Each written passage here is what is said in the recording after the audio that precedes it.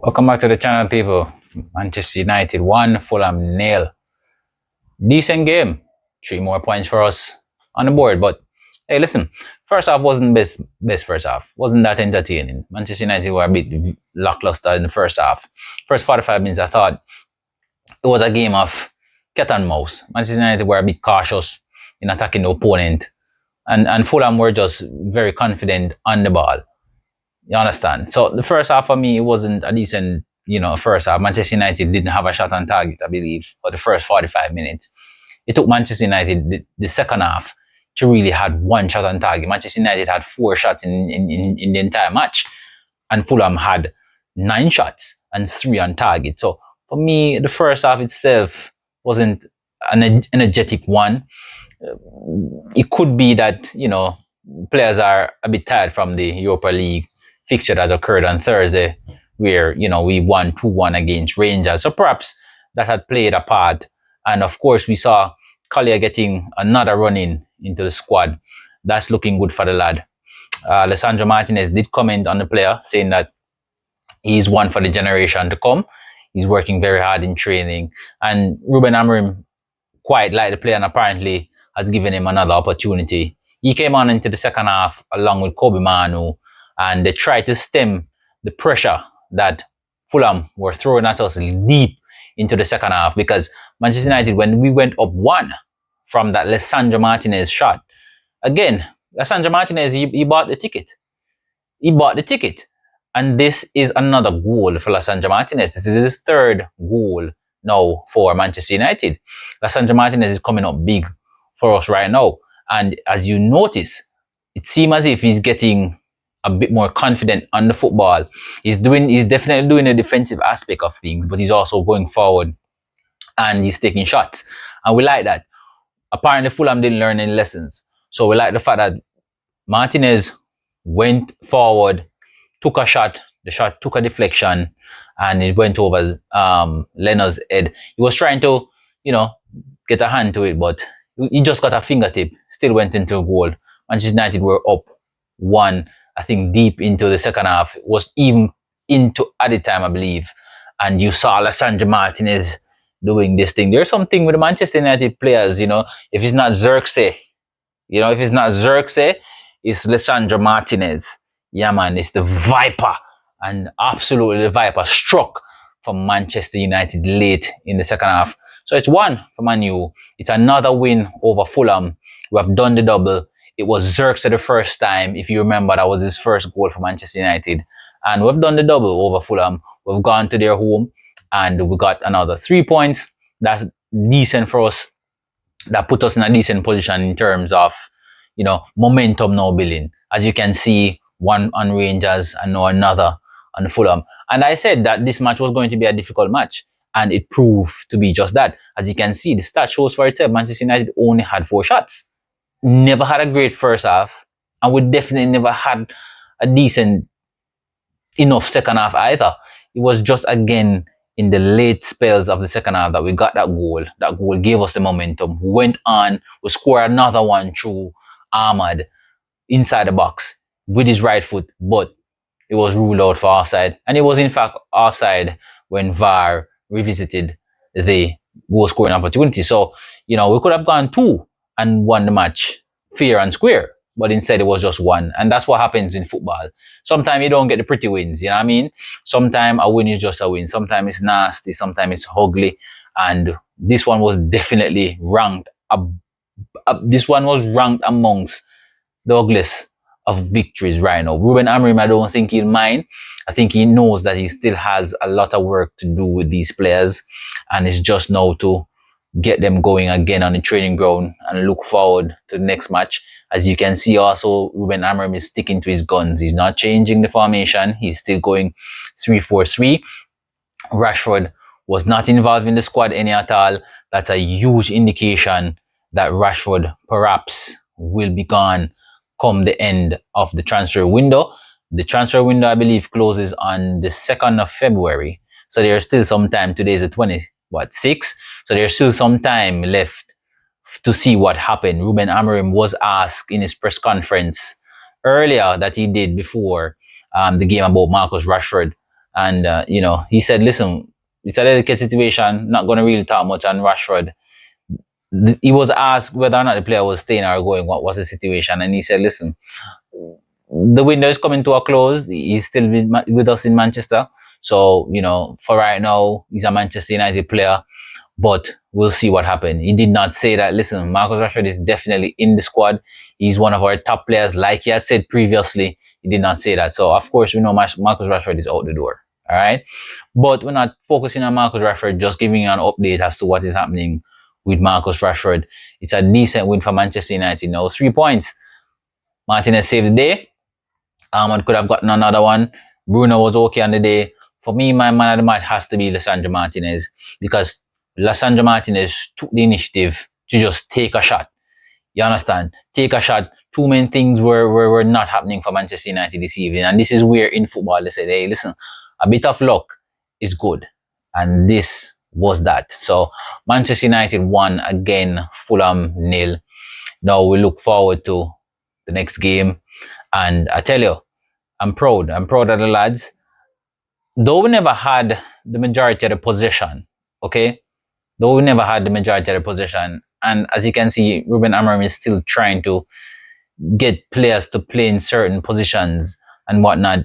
He's trying, and we see the effort. The structure is there, though it wasn't a decent performance by any stretch of the imagination. We got the 3 points. That's the only thing that is important right now. Like I said, we look forward to the next one. So people, listen, it was a good day. It was a good day. Good day on the fact that we got 3 points. They could have also gotten a goal. Muniz, I thought, was a bit rash with this challenge. That went over the bar. It bounced into the ground, went over the bar. They had a corner kick that they got, which Collier, who Ruben Amorim brought on, definitely saved our skins right there. It was like a goal line clearance, something that you've seen Van Dijk doing, or John Terry back in the days, or even Rio Ferdinand.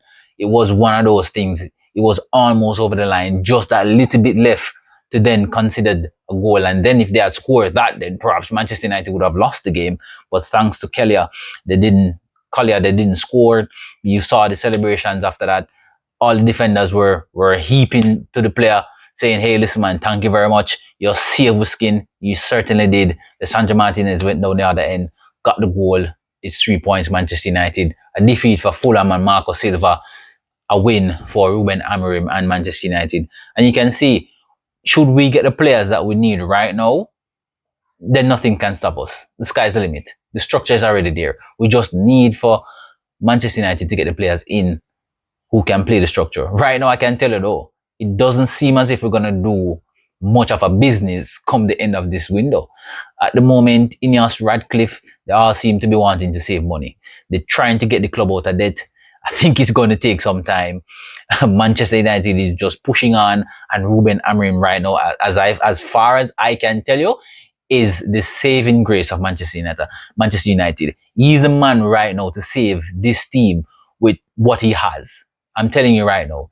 He has also said that, hey, listen, we can't rush this transfer window. We can't rush. We have to be patient. He said, listen, there were many mistakes that were made in the past. And what he's referring to is the poor transfer of players in and out of the club, more so into the club.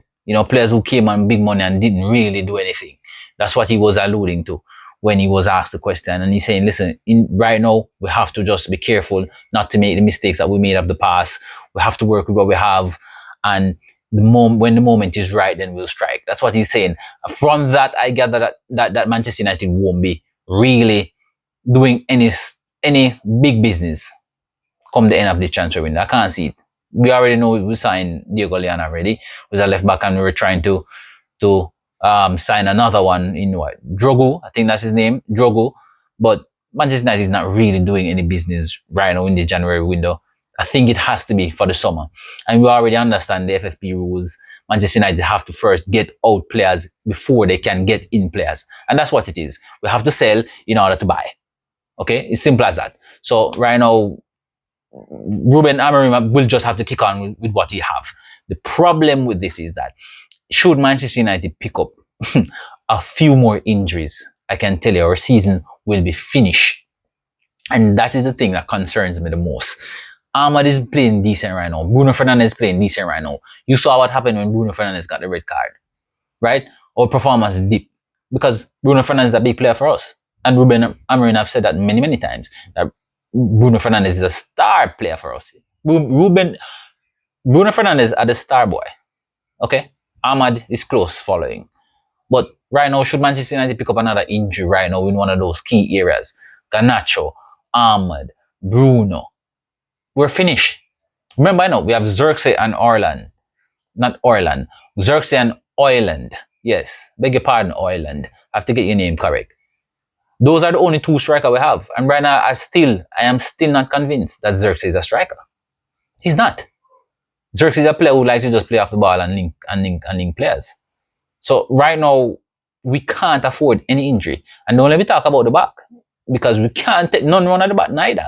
Okay? On the day I thought that defensively, we were very structured defensively. Fulham really, they had a tough time breaking us down. Okay?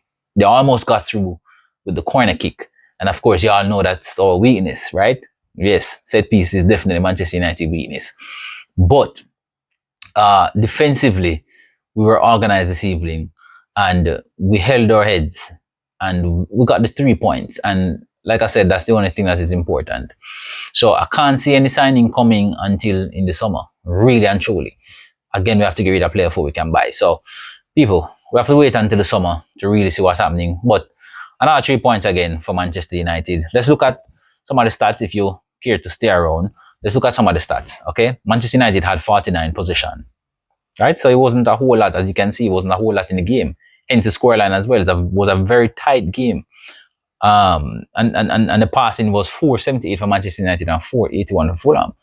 You know, so by a couple passes, they outplayed us. But overall, we're looking at it overall, it's a decent game. We didn't get any corners, which for me, it's a bit concerning. Because it's saying to me that we either never got enough crosses into the box, or we didn't take enough shots on target to prevent for the opponent to concede a corner kick. Okay, so to have played 98 minutes of football and have not won a corner is very concerning. You understand what I'm saying? Even if you're trying to play possession football, we need the corner kicks because we need for the opponent to be thinking that we're not one-dimensional. You understand? But we didn't get a corner. We ended up picking up a yellow card. Ogate was substituted, and apparently he had ice on his shank. So we don't know what that means. Does that mean that Ogate will not be involved come the next match? I don't know. We'll have to wait and see. We're hoping that it's not anything serious for Ogate and Manchester United. We can't afford to lose not a single player right now. It will be devastating for us. So let's just hope everybody keep fit. But I'm happy that the guys, you know, they turned up tonight. It wasn't the best game, but they held their heads, they stuck in, they stick together, and we got the victory. People, it happens like that sometimes. Sometimes you need a bit of luck in football. You need things to go away sometimes. So, hey, listen, that is what I have for you. Let me just tell you what the standing looks like before, you know, we close out the video. So right now, as it stands right now, Fulham is in 10th. Manchester United is close following behind in 12th. All right, we have played 23 matches so far, and we're on 29 points. Fulham are on 33 points. So it was good for us to have won this game. We're still not in the top 10 yet, but we'll continue to push on and see what happens. People, that's it for the video. Thank you for watching.